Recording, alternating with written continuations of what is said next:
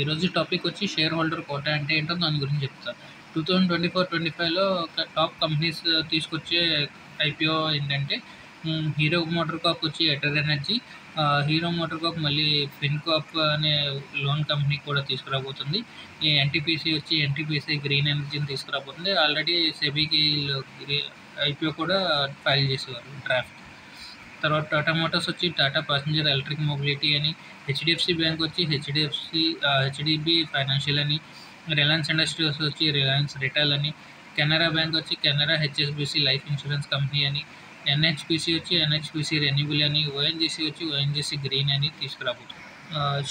Share holder quota అంటే ఏంటంటే నార్మల్గా మనం చూసే ఐపీఎల్లోని రీటైల్ కోటా, క్యూఐబీ కోటా, ఎస్ఎన్ఐ అంటే లెస్ దెన్ 10 lakhs, బిఎన్ఐ అంటే మోర్ దెన్ 10 lakhs అప్లై చేయొచ్చు పర్ కోటాలో. ఈ కోటాలో యాక్చువల్లీ లిస్ట్ అయ్యే ఉన్న కంపెనీ ఆల్రెడీ మళ్ళీ మార్కెట్లో కానీ కొత్తగా కంపెనీ లిస్ట్ చేయాలనుకుంటే వాళ్ళు షేర్ హోల్డర్ కోటాలో అప్లై చేయడానికి ఛాన్సెస్ ఉంటాయి. దానికి ఆల్రెడీ ఆ కంపెనీ మీకు 5 నుంచి 15% కోటాలో రిజర్వేషన్ ఉంచుతుంది. కనీసం ఆ కోటాకి మీరు అప్లై చేసుకోవాలంటే ఒక షేర్ అన్నా మీరు ముందుగా కొనేసి ఉంచాలి. అది ఆర్హెచ్పి అనే ఫైల్ చేసే లోపల సెబీకి ఇచ్చే లోపలనే మనం ఫైనల్ డ్రాఫ్ట్ ముందుగా ఒక షేర్ కొనుక్కొని ఉంచుకోవాలి. దానివల్ల వచ్చే బెనిఫిట్స్ ఏంటంటే మీకు అలాట్మెంట్ ఛాన్సెస్లోని బాగా పెరుగుతుంది. తర్వాత మీకు లిస్టింగ్ గెయిన్స్ కూడా బాగానే వచ్చే ఛాన్సెస్ ఉన్నాయి. ఎక్కువ అప్లికేషన్లో లార్జ్ అప్లికేషన్లు కూడా మీరు 2 లక్షల పైన కూడా మీరు చేసే ఛాన్సెస్ కూడా ఉంటాయి. సెపరేట్ కోటా వల్ల మీకు లిస్టింగ్ కూడా బాగా ఛాన్సెస్ కూడా పెరగదు. కంపెనీలు ఎందుకు తీసుకొస్తున్నాయంటే షేర్ హోల్డర్ కోటా ఇదొక బాగా మంచి స్ట్రాటజిక్ మూవ్ అని చెప్పచ్చు.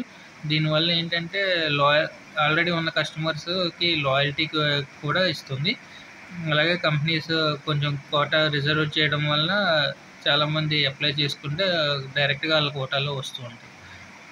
దీనివల్ల కంపెనీకి కూడా మంచి కాన్ఫిడెన్స్ పెరుగుతుంది. మార్కెట్లో కొత్తగా ఐపీఓ తీసుకురావాలంటే ఏమేమి చేయొచ్చు, ఎంత బాగా అప్లై చేసుకోవచ్చు. షేర్ హోల్డర్ కోటాలో ఏమేమి కేటగిరీలు ఉంటాయండి? హెచ్ఎన్ఐ కోటా కూడా చేయొచ్చు, రిటైలర్స్ కూడా ఎంప్లాయీస్ కూడా చేయొచ్చు ఈ కోటాలో ఇన్వెస్ట్ చేయడానికి. ఈ కంపెనీ ఒక ఆర్హెచ్పి ఫైల్ అయ్యే లోపల మనం మినిమం 1 షేర్ కొనేసి ఉంచుకుంటే మనం ఈ షేర్ హోల్డర్ కోటాకి ఎలిజిబుల్ అవ్వచ్చు. Understanding in share holder quota నార్మల్గా వచ్చి చూసుకుంటే సబ్సిడీ ఉంటుంది కాబట్టి ఈ అప్లికేషన్స్ రిజర్వేషన్లో ఉంటాయి 5 నుంచి 15%లో. సో కస్టమర్స్కి ఒక ప్రివిలేజ్ రైట్ కింద ఉంటుంది ఈ కోటాలో అలర్ట్ చేయడానికి. దీని యొక్క ఎలిజిబిలిటీ కోటాల్లో చూసుకుంటే T+1 డేస్లో సెటిల్ అవుతుంది. రికార్డ్ డేట్ వచ్చే టైంలో కట్ ఆఫ్ చేసే టైంలోని మనం షేర్స్ అన్నీ కొనుక్కొని ఉంచుకోవాలన్నమాట.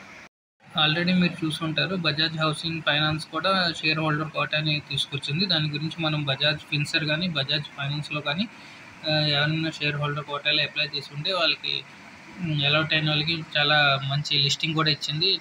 120% వరకు లిస్టింగ్ గెయిన్స్ వచ్చింది. సో ఇప్పుడు ఎన్టీపీసీ కూడా ఈ విధంగా మనకి మంచి లిస్టింగ్ గెయిన్స్ వచ్చే ఛాన్సెస్ ఉన్నట్టుగా మనం భావించవచ్చు.